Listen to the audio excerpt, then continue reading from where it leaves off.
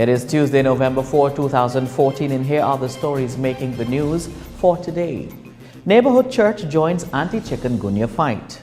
District of Wanica to host the Independence Day celebrations. The village of Ladwani now has its own health care center.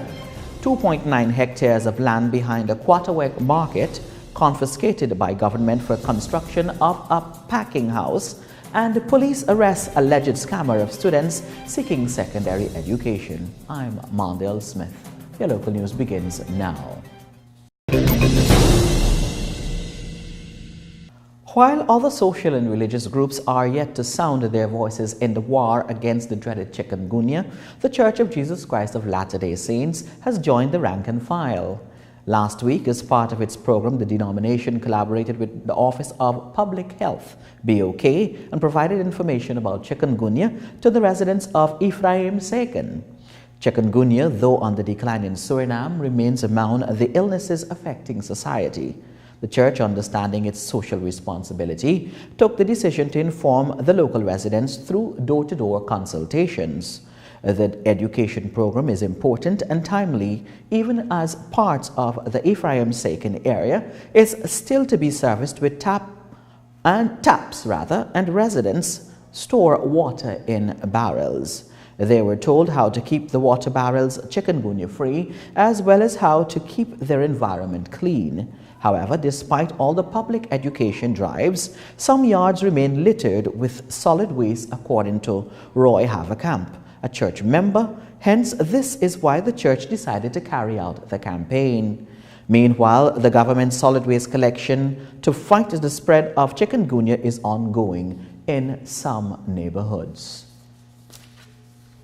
With Suriname's Independence Day fast approaching, the decentralization plans are in train for the celebration to be taken to the village of Wanica.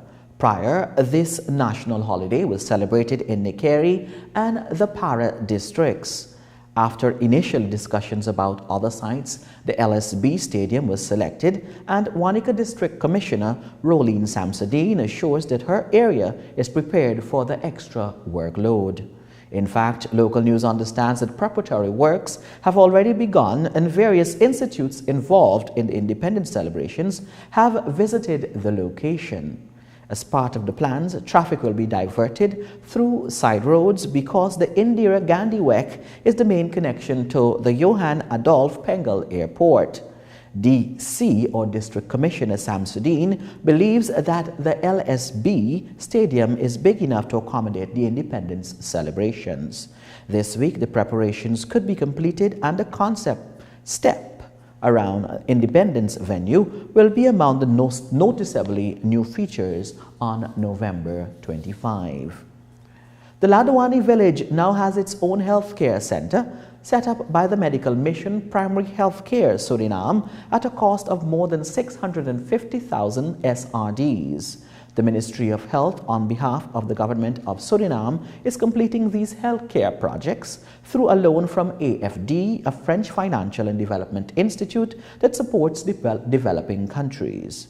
Proposals from the Medical Mission in 2011 selected the buildings to be designed from the AFD loan, and Ladwani was one of them.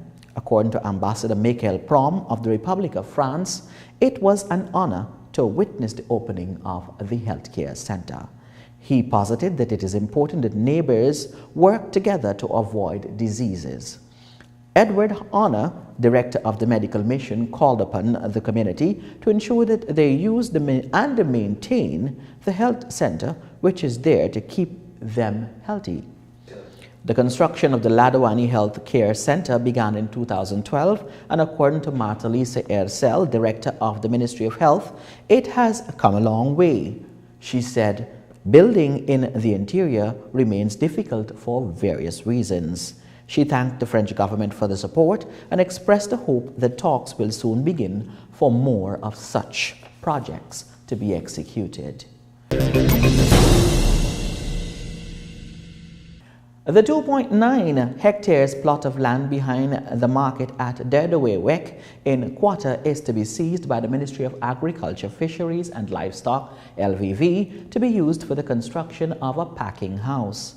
This piece of land belonged to the Agricultural Cooperative of Quata, but was revoked by the previous government and redistributed. However, LVV Minister Suresh Algo says that the lot was not used for the purpose for which it was requested, and given that the period for the transfer has expired, the government will withdraw and use it to set up a packing house. The LVV minister further noted that the packing house and cooling systems certainly will provide food security both nationally and internationally. Suriname must commit to a number of international conditions, and this is one of them, said the LVV minister. The Ministry of LVV hopes to commence the construction of this packing house and a cooling system this year at a cost of 13.9 million Surinamese dollars, and it will be funded by the ministry itself. And finally, in local news, is there a fraudster in town? The police is investigating. Students from the Netherlands Handels Academy, NHA, in Suriname have filed a fraud report against training coordinator Ria Hefs. According to this report, the school has failed to honor arrangements, including the provision of study material for the various online programs offered. Ms. Hefs was last Friday arrested and taken into custody by police suspected of scams. The NHA offers a program for dropouts who wish to obtain a vocational school diploma. The NHA Suriname offers 25 online courses, and there are no graduates to date.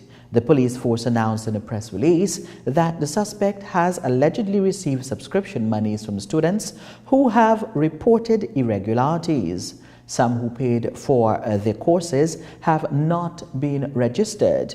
According to the police, it is not the first time that Ms. Hefs is arrested for scams. Ms. Hefs remains in custody pending further investigation. And with that, we've come to the end of this edition of the Local News. I'm Mondale Smith on behalf of the entire technical team, as well as Director Mikhail Ricketts, wishing you all the best for the rest of the day. Bye-bye.